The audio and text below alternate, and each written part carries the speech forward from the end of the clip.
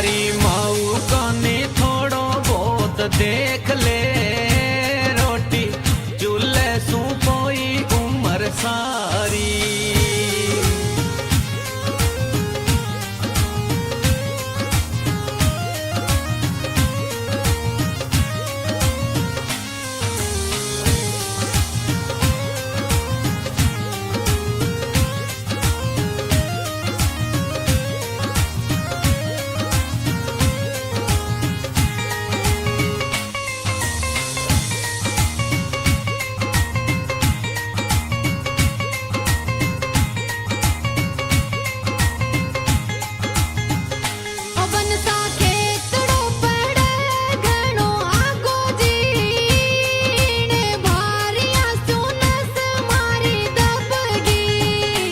बनड़ी थोड़ो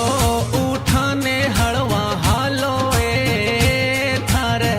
मनड़े में बात काई जचगी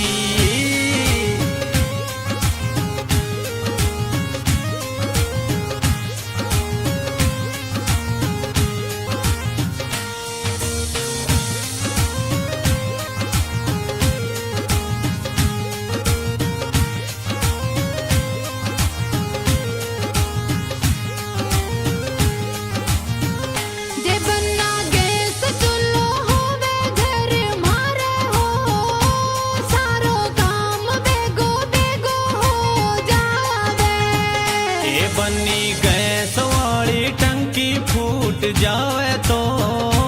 काम सारो ही बड़ो रह जावे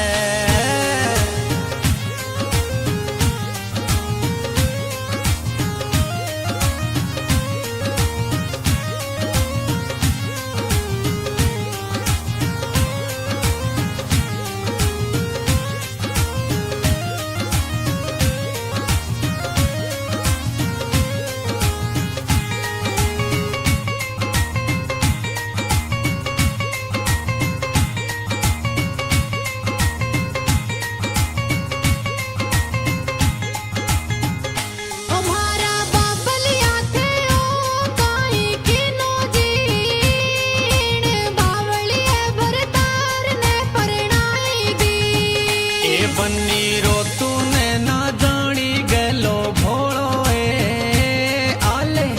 गैस वाली टंकी थाने लाई दी